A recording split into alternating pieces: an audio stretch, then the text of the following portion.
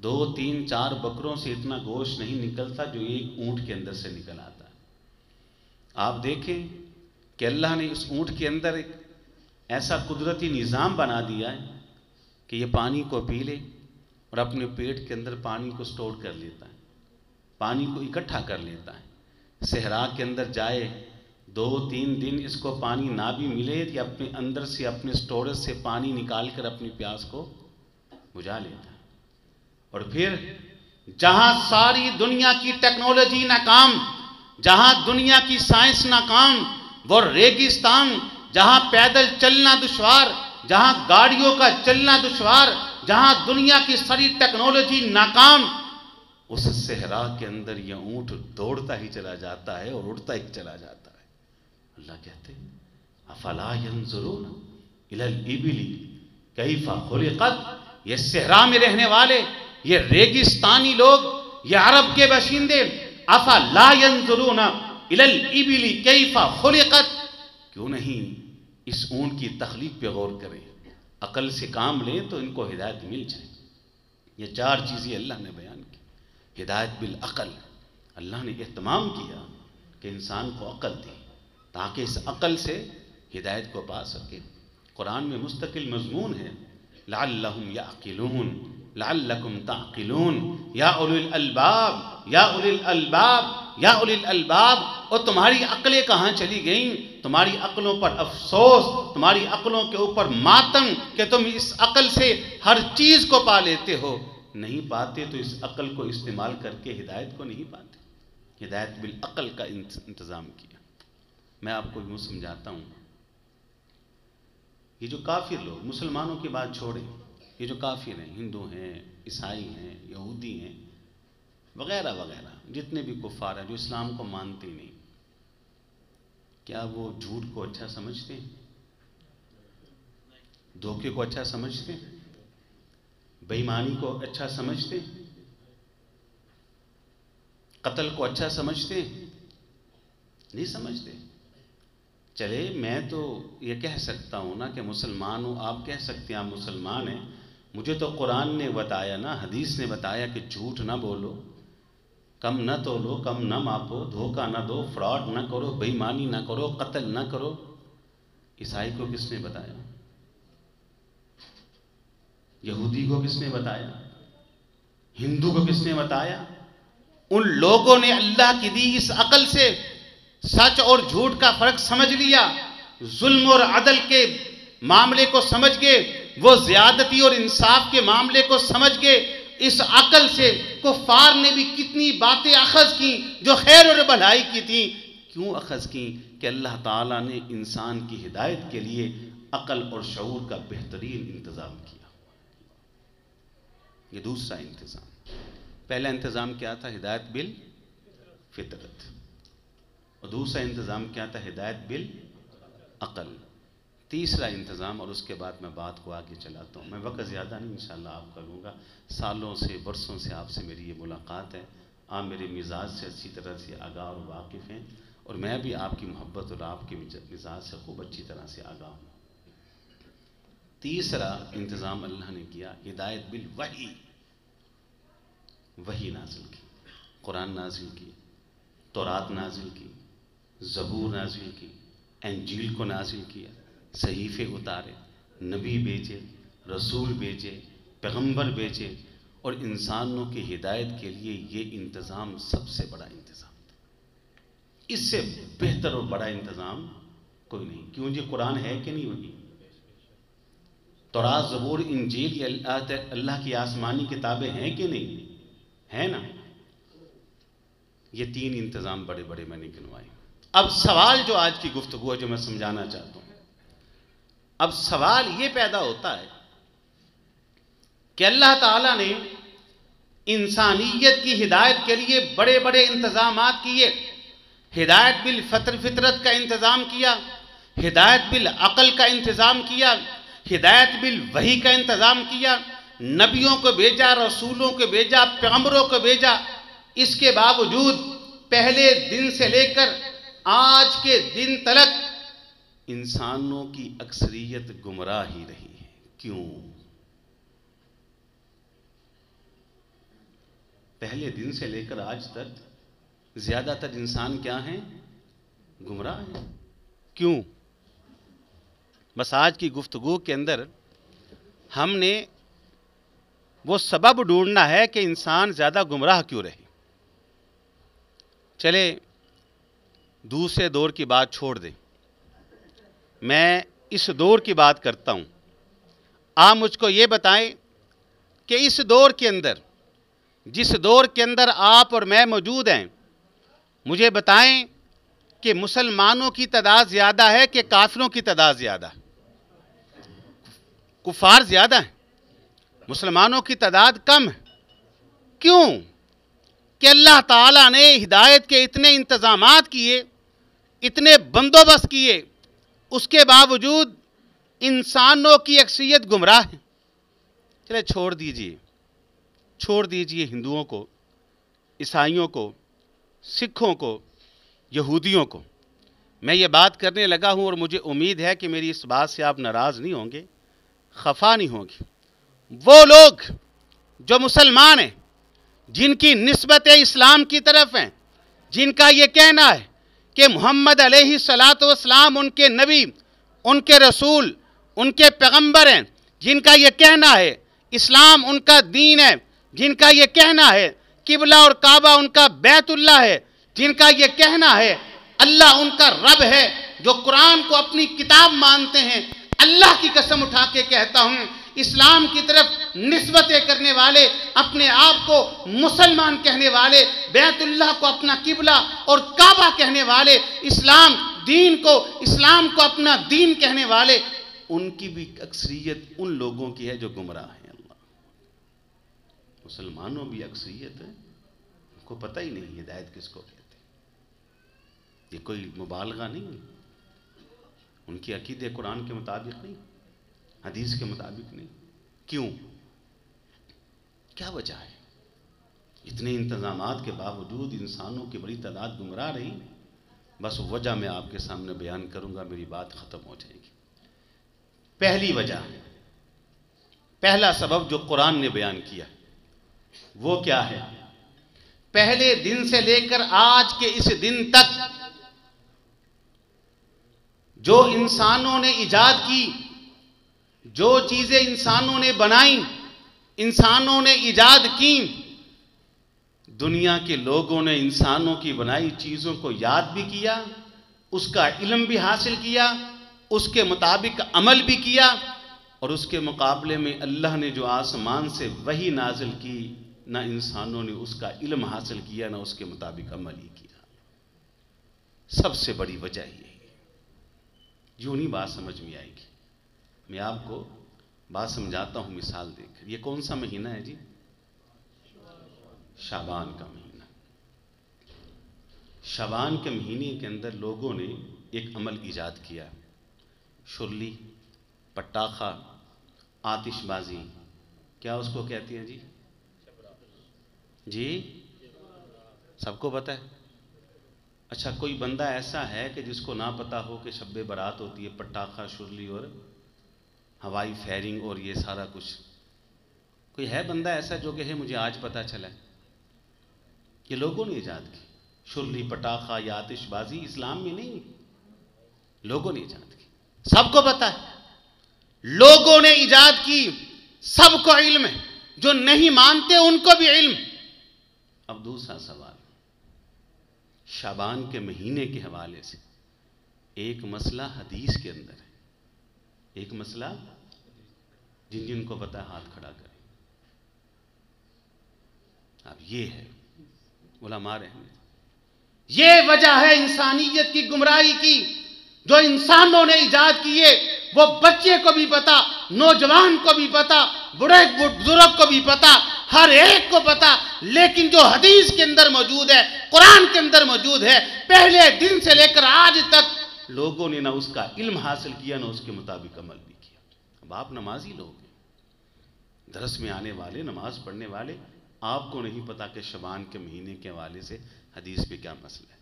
اب میں پھر کہتا ہوں، شعبان کے مہینے کے حوالے سے حدیث میں ایک مسئلہ موجود ہے، جن کو پتہ ہاتھ کھڑا کریں۔ ایک اب دیکھ لیں جی، بتائیں جی کیا ہے؟ شعبان فقہک اللہ فی الدین. بیٹھے، بالکل ٹھیک کہا. حدیث میں الفاظ ہیں، امی عائشہ کہتی ہیں رضی اللہ تعالی عنہا کہ نبی علیہ الصلوۃ والسلام رمضان کے علاوہ سب سے زیادہ جس مہینے میں روزے رکھتے تھے وہ شعبان کا مہینہ ہوتا تھا. اللہ دیکھ لیں. اچھا، شعبان سے پہلے جو مہینہ گزرا ہے وہ کون سا تھا جی؟ رجب.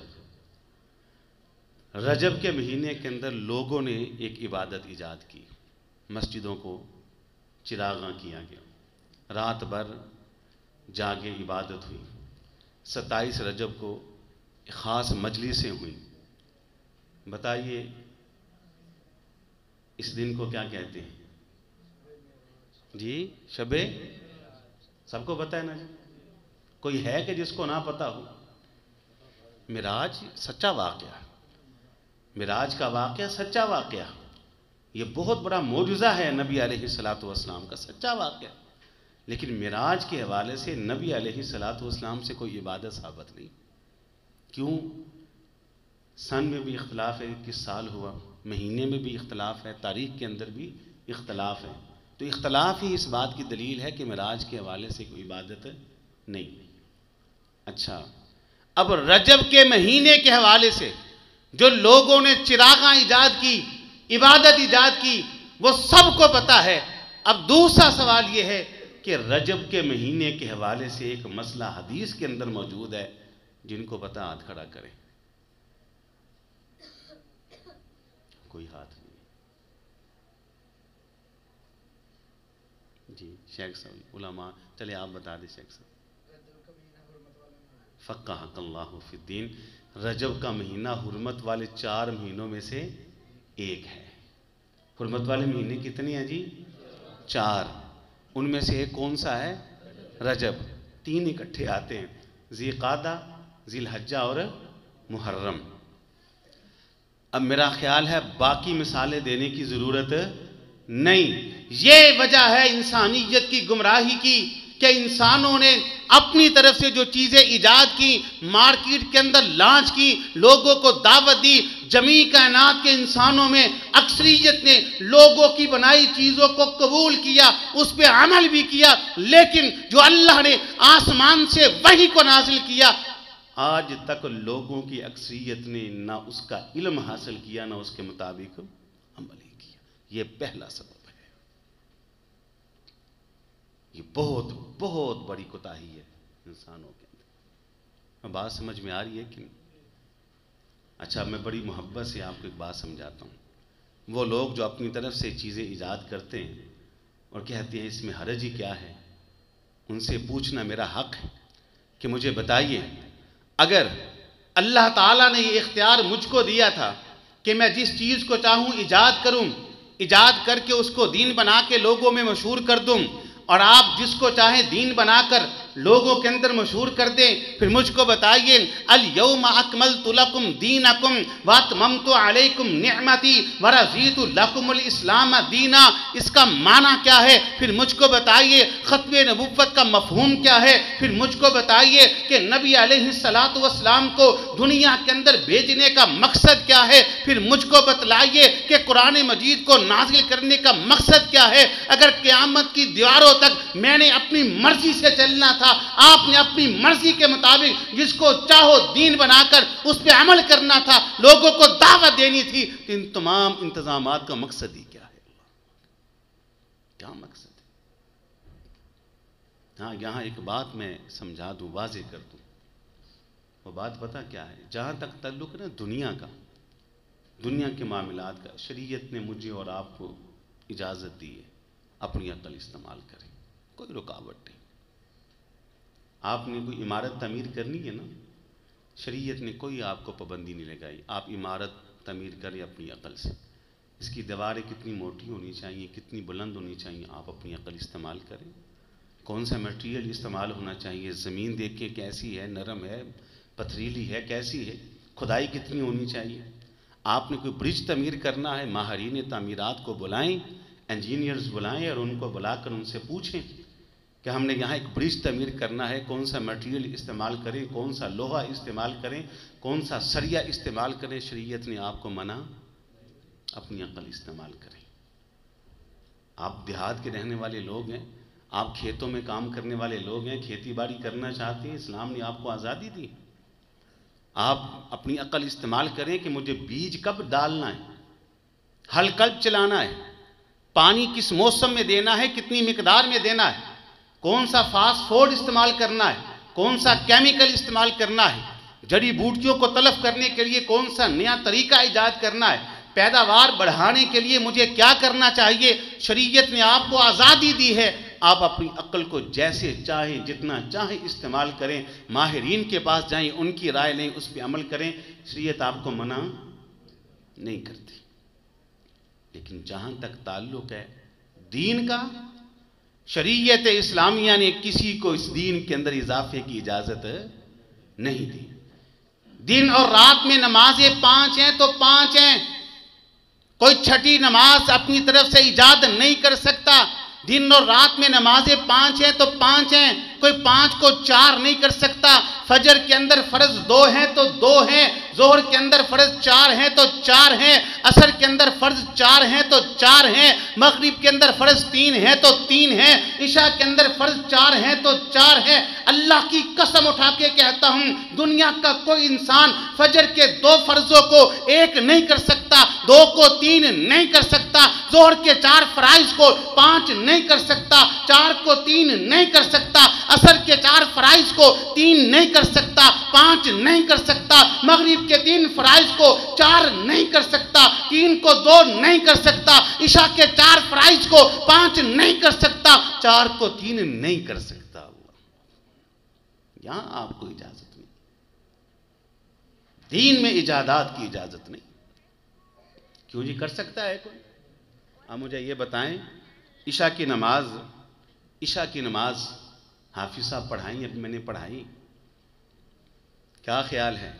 چلیں میں مسافر تک قصر کی ہے، کوئی مقامی پڑھائے، 4 رکعتیں ہیں، چوتھی رکعت میں کھڑا ہو، پیچھے کوئی کھڑا ہونے دے گا؟ نہیں۔ سبحان اللہ، سبحان اللہ، سبحان اللہ۔ حافظ صاحب بھول گئے، شریعت نے حد قائم کی، آپ کو اختیار نہیں کہ اس حد سے تجاوز کریں۔ کوئی عشاء کی نماز میں 30 رکعت میں تشہد میں بیٹھے، اور کوئی بیٹھنے دے گا؟ نہیں بیٹھنے دے گا۔ سبحان اللہ، سبحان اللہ۔ حافظ صاحب غلطی بھی ہیں، جہاں بیٹھنے کی اجازت نہیں، اللہ نے حد قائم کی ہے، کھڑے ہوں، چوتھی رکعت ادا کریں، چوتھی رکعت کے بعد بیٹھے۔ یہ ہے معنی کہ جب تک آپ دین کو جو اللہ نے اتارا ہے اس کو سیکھ کر اس پہ عمل نہیں کر سکتے، اس وقت تک آپ دنیا کے ایجادات سے نکل ہی نہیں سکتے۔ دین میں کسی کو اجازت نہیں ہے کہ اپنی طرف سے کوئی ایجاد کرے۔ پہلے دن سے لے کر اب تک جو گمراہی پیدا ہوئی ہے وہ اسی وجہ سے ہوئی۔ قرآن کے اندر ایک مستقل مضمون موجود ہے۔ حضرت ابراہیم علیہ السلام نبی ہے، رسول، اپنی قوم کے لوگوں کے پاس آئے، کہا میری قوم کے لوگوں، میری سمجھ میں نہیں آتا کہ تم ستارے کی پوجا کیوں کرتے ہو، سورج کی پرستش کیوں کرتے ہو، چاند کے سامنے کیوں جھکتے ہو، بتوں کی پوجا کیوں کرتے ہو۔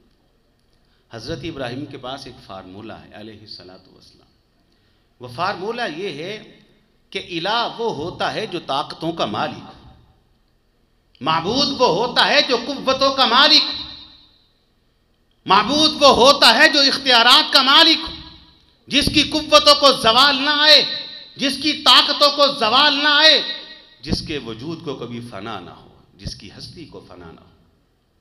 کہا قوم کے لوگوں، تم ستارے کی پوجا کرتے ہو، دیکھو ستارہ تو اپنے وجود کے لیے رات کے اندھیرے کا محتاج ہے، چاند تو اپنے وجود کے لیے رات کے اندھیرے کا محتاج ہے، سورج تو اپنی روشنی کے لیے دن کے اجالے کا محتاج ہے، اور جو اپنے وجود کو دن کے اجالے کے اندر باقی نہیں رکھ سکتا، وہ کیسے ستارہ رب ہو سکتا ہے جو دن کے اجالے کے اندر اپنی طاقتوں کو نہ بچا سکے؟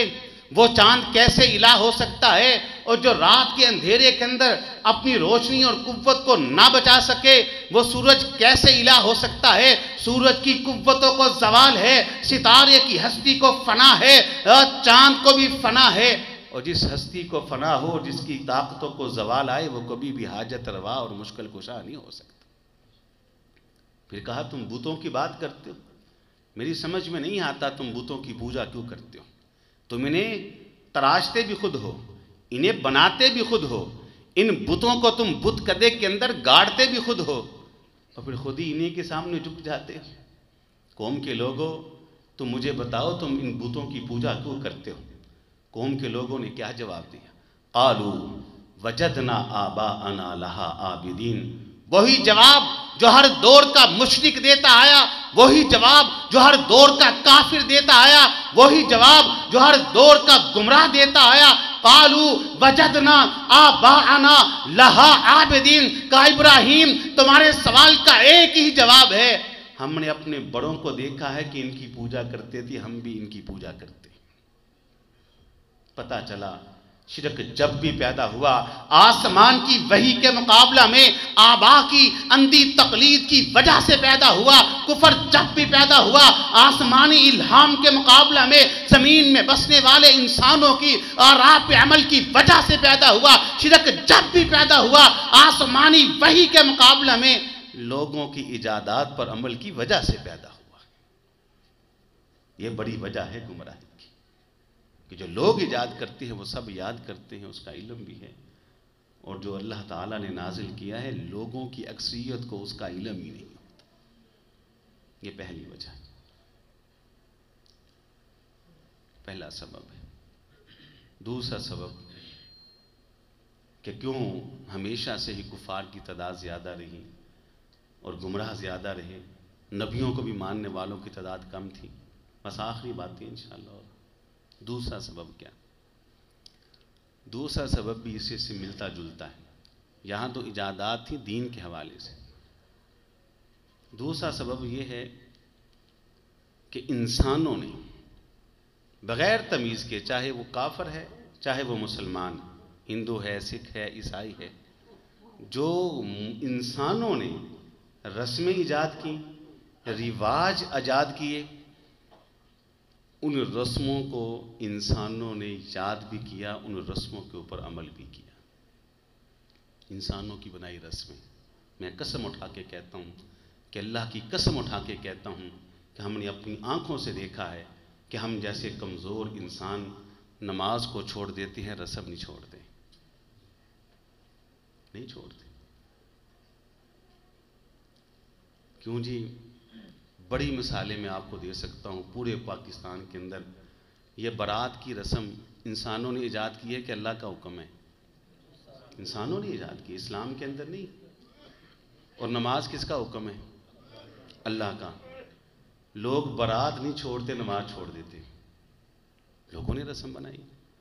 مہندی کی رسم، لوگ نماز تو چھوڑ دیتے ہیں کیونکہ اللہ کا حکم ہے، قرآن کا حکم ہے، لیکن مہندی کی رسم نہیں چھوڑتے۔ یہ وجہ ہے انسانوں کی گمراہی کی۔ ہمارے ایک بڑے پیارے ساتھی ہیں، وہ اکثر علماء کو دعوت پہ بلاتے رہتے ہیں، کھانے پہ مجھے بھی بلا لیتے ہیں، چلو ہم بھی طالب علم ہیں، چلے جاتے ہیں۔ جی خلاف معمول ایک دن دعوت پہ گئے تو بڑے بڑے مشائخ تھے، میں بھی تھا، جزاک اللہ خیر۔ ہم نے محسوس کیا کہ آج دعوت کے اندر وہ رنگ نہیں جو پہلے ہوتا تھا۔ پہلے سادہ سا رنگ ہوتا تھا، سادہ سا رنگ ہوتا تھا، ہم جاتے سادہ سا کھانا، لوگ ہمارے مزاج کو سمجھتے ہیں۔ بہت سارے لوگ جن کے ساتھ میں نے زندگی گزاری وہ ہمارے مزاج کو سمجھتے ہیں، بڑی اچھی طرح سے سمجھتے ہیں کہ ہمارا مزاج کیا ہے۔ ہمارا مزاج سادہ ہے، کو تکلف کر لے تو کر لے، وگرنہ ہم سادگی کو بڑا پسند کرتے، زندگی بھی سادہ ہے اور سادگی کو بڑا پسند کرتے۔ گئے تو میں نے کہا شیخ صاحب آج اس دعوت میں وہ رنگ نہیں جو رنگ پہلے ہوتا تھا، کو دال میں کالا ہے۔ کہتے ہیں چلے کھانا کھاتے ہیں، کھانا بھی بڑا پرتکلف، کھانا کھونا کھایا. اور ساتھ جو شیخ تھے وہ بڑے ماشاءاللہ دور اندیش ہیں, دانا ہیں, عقل مند ہیں, زیرک ہیں. اب جانے لگے نا, ان کے کانوں میں ایک آواز پڑی تو مجھے کہتے ہیں حافظ صاحب راز ان کھلے گا, اب راز کھلے گا.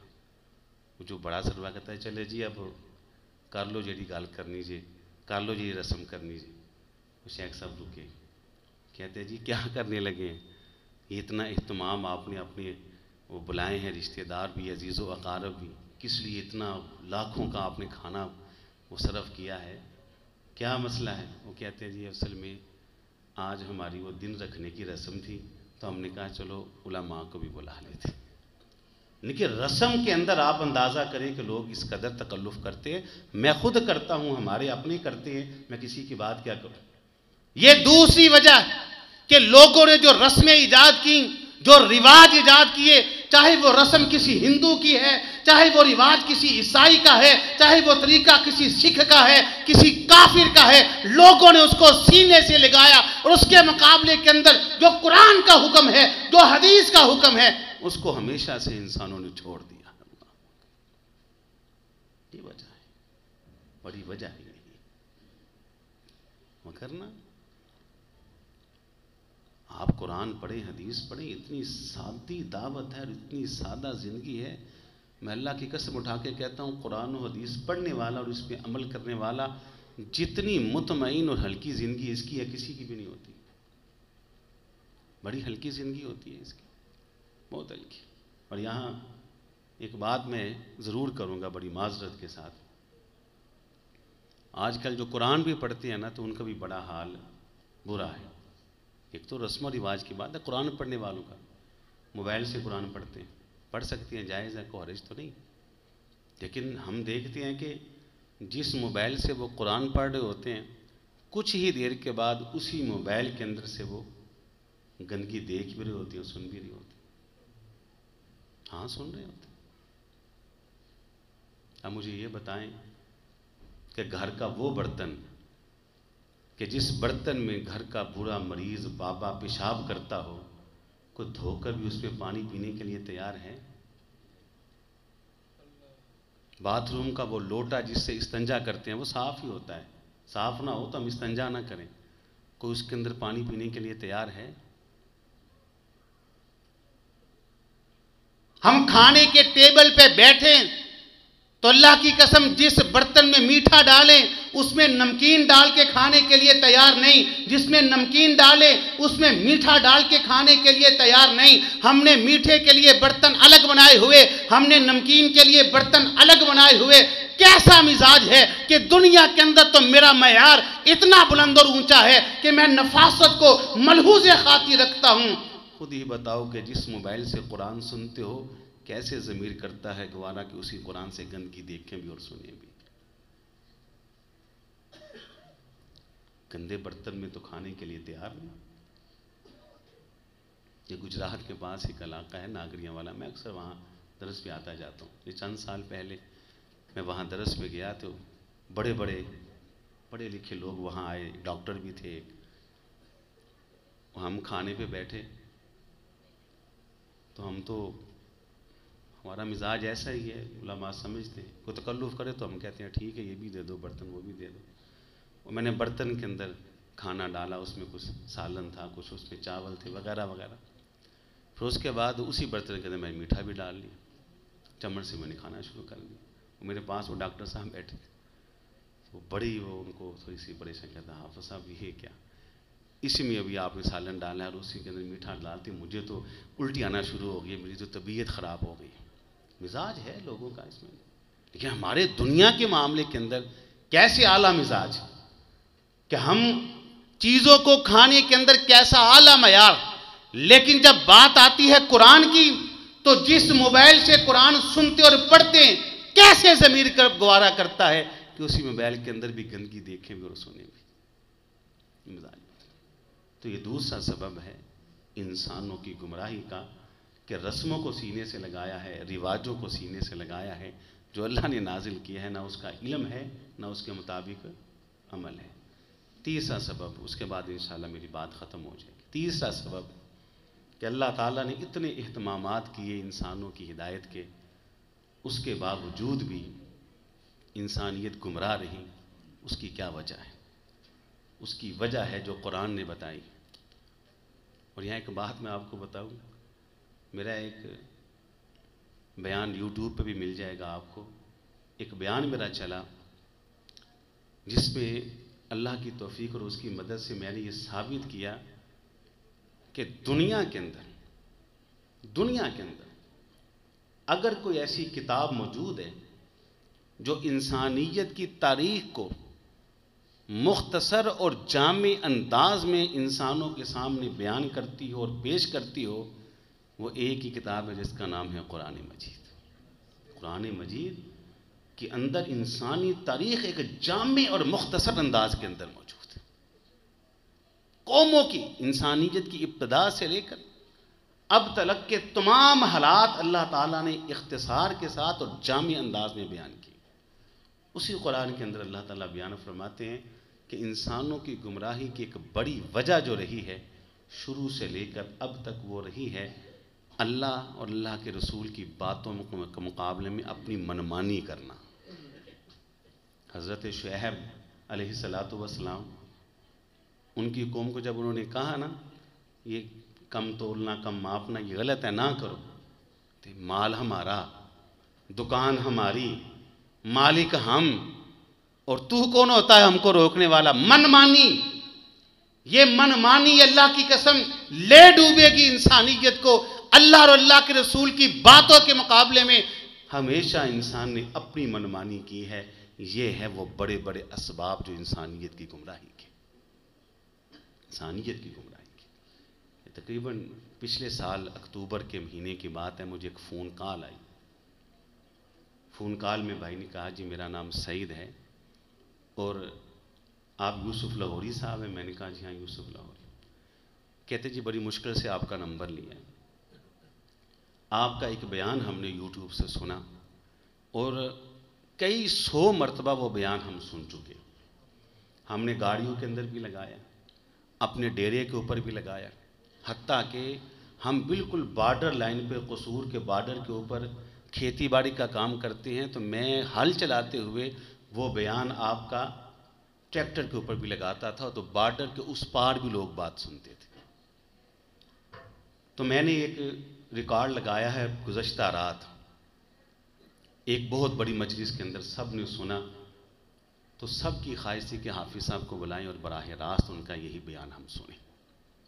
تو آپ کی مہربانی، آپ فلاں دن تشریف لائیں۔ اب مصروفیت ہوتی ہے، لیکن میں نے جب اس کا جذبہ دیکھا، حالات دیکھے، تو میں نے کہا میں انشاءاللہ آؤں گا۔ ہمارے شہر سیالکوٹ میں بڑے ساتھی ہمارے ہیں، میں نے ایک بھائی کو کال کی کہ ہفتے کے دن ہم نے قصور شہر جانا ہے، وہاں بیان ہے۔ کہتا حافظ صاحب فکر نہ کریں، عین وقت پہ وہ گاڑی لے کر پہنچے، ہم روانہ ہوئے۔ قصور شہر سے 33 کلومیٹر فاصلے پر یہ گاؤں تھا، وہاں پہنچے، سارے دوست سنی دوست اور بھائی تھے، کوئی اپنا جماعتی ساتھی نہیں تھے سوائے سعید بھائی کے۔ بہت بڑا اجتماع تھا بارڈر کے بالکل اوپر۔ میں نے وہی بیان جو انہوں نے کہا میں نے وہاں اللہ کی توفیق سے کیا۔ ایک بہت بڑی تعداد ان لوگوں کی الحمدللہ اللہ تعالیٰ نے ان کو ہدایت دی، وہاں وہ روئے، دین کی طرف آئے۔ 1 ماہ کے بعد مجھے پھر کال آئی کہ سردار جمال ڈوگر صاحب ہیں، تو ان کی خواہش ہے کہ آپ ان کے ڈیرے پہ آئیں، وہاں وہ انتظام کریں گے، وہاں بیان ہو۔ میں نے کہا ٹھیک ہے میں انشاءاللہ آؤں گا، لیکن یہ پروگرام دن کا رکھیں، رات کے پروگرام سے واپس سیالکوٹ جانے میں ذرا مجھے مشکل ہوتی ہے۔ تو ٹھیک ہے، میرے ماشاءاللہ بھائی یہاں بیٹھے، تو میں نے بھی ان کو کال کی، اللہ تعالیٰ ان کو بھی جزائے خیر عطا فرمائے۔ یہ میرے ساتھ تھے اس پروگرام کے اندر، سردار جمال ڈوگر صاحب کے ڈیرے پہ، شاید یاد ہوگا آپ کو، قصور گئے تھے وہاں میں نے بیان کیا۔ وہ اکثر و بیشتر قصور سے سفر کر کے لاہور آتے ہیں۔ میں نے یہ نقطہ جب بیان کیا، یہ نقطہ کہ انسان گمراہ کیوں رہا اللہ اور اللہ کے رسول کے مقابلے میں اپنی منمانی کرتے ہوئے، ایسی یہ بات ان کے دل پہ چوٹ لگی۔ وہ سردار جمال ڈوگر صاحب جو کہ ایک ہائی کورٹ کے بڑے تگڑے وکیل ہیں اور بڑے لینڈ لارڈ آدمی ہیں، کہتے ہیں حافظ صاحب آج تک کسی بات نے میری زندگی میں اتنا ہلچل نہیں مچائی جتنی ہلچل اس بات نے مچائی ہے کہ واقعی ہم نے اللہ کی باتوں کے مقابلے میں ہمیشہ اپنی منمانی کی ہے۔ آج ماشاءاللہ وہ بڑے نیک ہیں، باریش ہے، مکمل ان کی داڑھی ہے، اللہ نے ان کو بڑی ہدایت دی۔ یہ 3 سبب میں نے بیان کی، 3 سبب۔ اللہ کے احکامات کے مقابلے میں لوگوں کی ایجادات پہ عمل چھوڑ دیں، ہدایت پہ آ جائیں گے۔ اللہ تعالیٰ کی اتاری ہوئی شریعت کے مقابلے میں لوگوں کی رسم و رواج کو چھوڑ دیں، ہدایت پہ آ جائیں گے۔ اللہ تعالیٰ کے اتارے ہوئے احکامات کے مقابلے کے اندر منمانی کو چھوڑ دیں، اپنے من کو مار دیں، ہدایت پہ آ جائیں گے۔ یہ 3 بڑے بڑے اسباب ہیں انسانیت کی گمراہی کے۔ تو یہ قرآن کی ماشاءاللہ مجلس ہے، رمضان کا مہینہ بھی آنے والا ہے، اس سے بہتر موقع کوئی نہیں اپنی اصلاح کا اور اپنی تربیت کا۔ تو میں بہت سارا وقت آپ کا لے لیا ہے، اپنے فاضل بھائی، دوست اور شیخ حافظ راشد نوری تبسم حافظہ اللہ تعالیٰ کا شکریہ ادا کرتے ہوئے اور تمام منتظمین کا شکریہ ادا کرتے ہوئے اپنی بات کو انہی الفاظ پہ ختم کرتا ہوں، اس دعا کے ساتھ کہ مالک تیرے اس گنہگار بندے نے جتنی باتیں بھی کی وہ آپ کی توفیق اور آپ کی مدد سے کی۔ اس میں جو حق ہے، جو سچ ہے، سمجھ کے عمل کی توفیق عطا فرما، اور جو غلطی اور کوتاہی درگزر کرتے ہوئے اصلاح کی توفیق عطا فرما۔ وآخر دعوانا ان الحمدللہ رب العالمین۔ جی جی